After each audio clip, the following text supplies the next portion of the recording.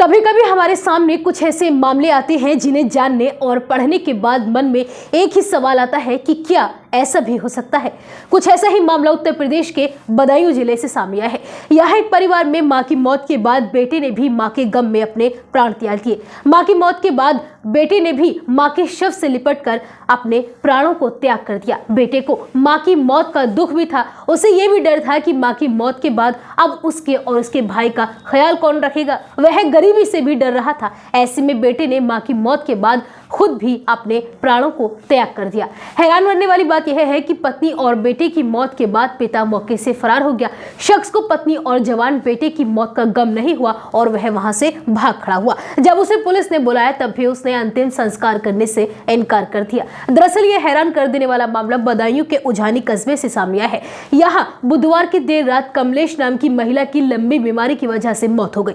कमलेश का एक बेटा दीपक भी था। कमलेश बीमार रहती थी, इसलिए वह दीपक का ख्याल नहीं रख पाई। ऐसे में दीपक को भी पीलिया हो गया। कमलेश का पति पुरुषोत्तम श्रीवास्तव और भूरे शादी बारातों में खाना बनाने का काम करता था। बताया जा रहा है कि भूरे का कमलेश से हर दिन विवाद होता था। एक दिन दोनों में लड़ाई हो गई। भूरे ने अपनी पत्नी कमलेश को धक्का दे दिया, जिससे कमलेश की रीढ़ की हड्डी टूट गई और इस वजह से कमलेश पिछले करीब 1 साल से बिस्तर पर थी। आपको बता दें कि पिता भूरे का परिवार पर कोई ध्यान नहीं था। कमलेश ही अपने दोनों बेटे और दीपक और कुलदीप का ख्याल रखती थी। पिता का परिवार पर ध्यान नहीं था और मां बिस्तर पर थी। घर में काफी गरीबी भी थी। ऐसे में कमलेश लाख चाहने पर भी अपने बेटों का ख्याल नहीं रख पाती थी। इस वजह से दोनों बेटे भी बीमार रहने लगे थे। छोटा बेटा कुलदीप मुखबादिर भी है, मगर पिता का ध्यान परिवार पर था ही नहीं। उसे अपनी पत्नी और बच्चों से कोई मतलब ही नहीं था। बुधवार की रात इस परिवार के लिए गमों का पहाड़ लेकर आई। पहले से ही दुखी इस परिवार पर रात को सोते समय अचानक कमलेश की मौत हो गई। सुबह कुलदीप ने मां कमलेश को उठाने की कोशिश की, मगर वह नहीं उठी।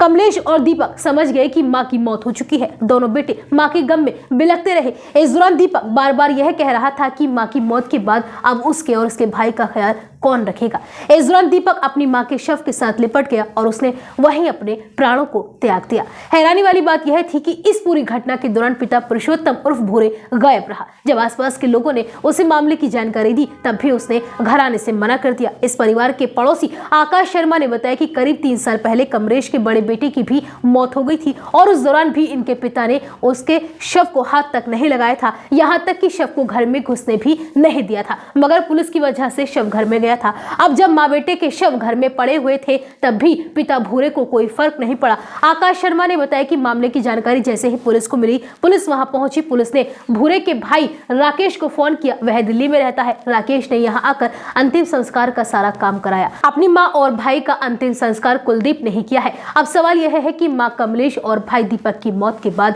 अब कुलदीप का क्या होगा, क्योंकि पिता का ध्यान घर पर है ही नहीं। ऐसे में कुलदीप की जिंदगी का आगे क्या होगा, फिलहाल ये मामला चर्चाओं में बना हुआ है।